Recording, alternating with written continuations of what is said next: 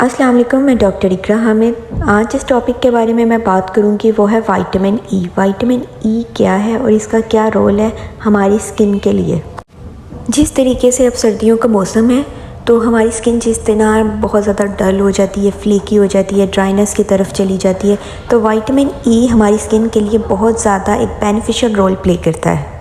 अगर हम vitamin E के यूजेस के बारे में बात करें कि किन किन चीज़ों के लिए हम विटामिन ई को यूज़ कर सकते हैं, तो इसमें सबसे बड़ा प्रॉब्लम आ जाता है एक्नी। एक्नी को ख़त्म करने के लिए हम विटामिन ई को यूज़ कर सकते हैं, सीरम की फॉर्म में यूज़ कर सकते हैं या सप्लीमेंट्स यानी कि टैबलेट की फॉर्म में भी यूज़ कर सकते हैं। एक्नी जो है वो बेसिकली एक बहुत ज़्यादा कॉमन प्रॉब्लम है, एक कॉमन इशू है, स्पेशली एशियंस में। अगर हम देखें तो ये हमें टीनेजर्स के अंदर ज़्यादा देखने को मिलता है। एज 13 से लेकर एज 18 तक ये एक बहुत ज़्यादा कॉमन इशू होता है। अब अगर हम इधर एक्नी की बात कर ही रहे हैं तो एक्नी की क्या क्या वजूहात हो सकती हैं, क्या क्या कॉजेज़ हो सकते हैं जिनकी वजह से किसी भी इंडिविजुअल के अंदर एक्नी का प्रॉब्लम डेवलप हो सकता है। तो इसमें पहली वजह आ जाती है कि आपकी स्किन बहुत ज़्यादा ऑयली है, आपका ऑयल प्रोडक्शन बहुत ज़्यादा हो रहा है, या फिर आपके हार्मोन्स के अंदर टीन एजिंग जब आपकी शुरू होती है तो आपके हार्मोन्स के अंदर चेंजेस आती हैं। आपकी बॉडी नए नए हार्मोन्स की जो चेंजेस होती है उसको रिकग्नाइज कर रही होती है। इस सारे प्रोसीजर के दौरान एक्नी डेवलप होना शुरू हो जाती है। या फिर आपके पानी का जो इनटेक है वो बहुत ज़्यादा कम है, या फिर आप बहुत ज़्यादा स्ट्रेस लेते हैं, किसी बात को लेकर बहुत ज़्यादा सोचते हैं। आपकी जो डाइट है वो अनबैलेंस है, जिसके अंदर एक करेक्ट प्रोपोर्शन के कार्ब्स, प्रोटीन वगैरह नहीं शामिल हैं, जिसकी वजह से क्या होता है आपके फेस पर एक्नी आना शुरू हो जाती है। जब आप ज़्यादा ऑयली फूड, ज़्यादा जंक फूड का इंटेक करते हो, ज़्यादा चिकन खाते हो, चिकन की वजह से भी हार्मोनल इश्यूज़ आ जाते हैं और उसकी वजह से भी अल्टीमेटली एक्नी डेवलप हो जाती है। इसके अलावा एक्नी की एक वजह अनहाइजेनिक कंडीशन भी होती है। अनहाइजेनिक कंडीशन से मुराद ये है कि जब आपको स्वेटिंग हो, जैसे कि आप जिम करते हो या आपका कोई ऐसा काम है जिसकी वजह से आपको स्वेटिंग बहुत ज़्यादा होती है, तो आप अपना फेस को वॉश नहीं करते हो सही तरीके से, फेस वॉश से properly after doing hard work, तो उसके वजह से क्या होता है बैक्टीरिया जो होता है वो आपकी स्किन की मेम्ब्रेन के अंदर पेनिट्रेशन हासिल कर लेता है और अल्टीमेटली एक्नी आ जाती है बैक्टीरिया के बिल्डअप होने की वजह से।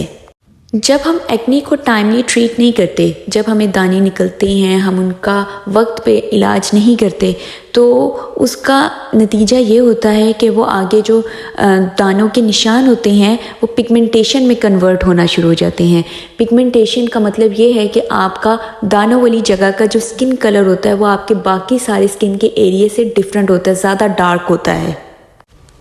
पिगमेंटेशन हमारे पास एक्नी की वजह से भी हो सकती है, सनबर्न की वजह से भी हो सकती है, या फिर ऐसी लेडीज़ जो किचन में काम करते हुए सन ब्लॉक का इस्तेमाल नहीं करती और जिसकी वजह से चूल्हे की जो आग होती है उसकी वजह से भी उनकी स्किन ख़राब हो जाती है, उसके ऊपर हमें पिगमेंटेशन नज़र आती है।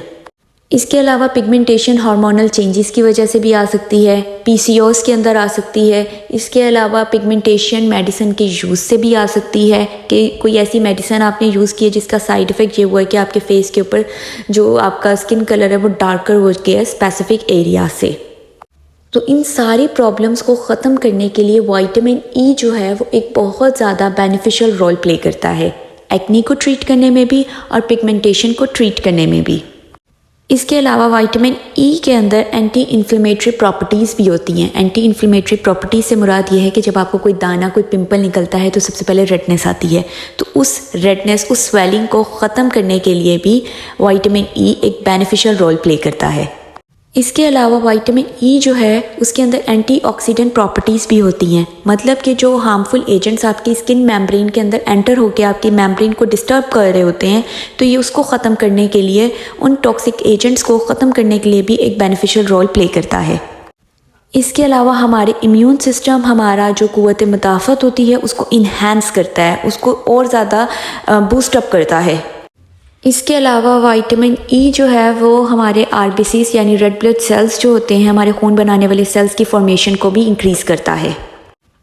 जो लोग विटामिन ई के सीरम को अपने फेस पे लगाने को प्रेफर करते हैं तो उन लोगों के लिए बेनिफिशियल ये होता है कि विटामिन ई के अंदर एंटी एजिंग प्रॉपर्टीज़ भी होती हैं, जिसकी वजह से उनकी स्किन के अंदर टाइटनेस आती है, उनका कोलेजन की प्रोडक्शन जो होती है वो अच्छी रहती है। विटामिन ई को आप अपनी स्किन केयर रूटीन के अंदर एज अ मॉइस्चराइज़र भी ऐड कर सकते हो, जिसकी वजह से ये आपकी स्किन को हाइड्रेटेड रखता है। सर्दियों में जिस तरीके से स्किन बहुत ज़्यादा ड्राई, डल, फ्लेकी सी हो जाती है, तो उसको ये एक ग्लो प्रोवाइड करता है, उसकी डलनेस को कम करता है और आपकी स्किन प्लम्प अप रखती है। अब अगर लास्ट में बात ये की जाए कि विटामिन ई को आप किस फॉर्म में यूज़ कर सकते हो, तो विटामिन ई को आप सीरम्स की फॉर्म में भी यूज़ कर सकते हो, मॉइस्चराइज़र की फॉर्म में भी यूज़ कर सकते हो, यानी कि टॉपिकली अप्लाई कर सकते हो, या फिर आप इसको टैबलेट्स की फॉर्म में, सप्लीमेंट्स की फॉर्म में भी खा सकते हो।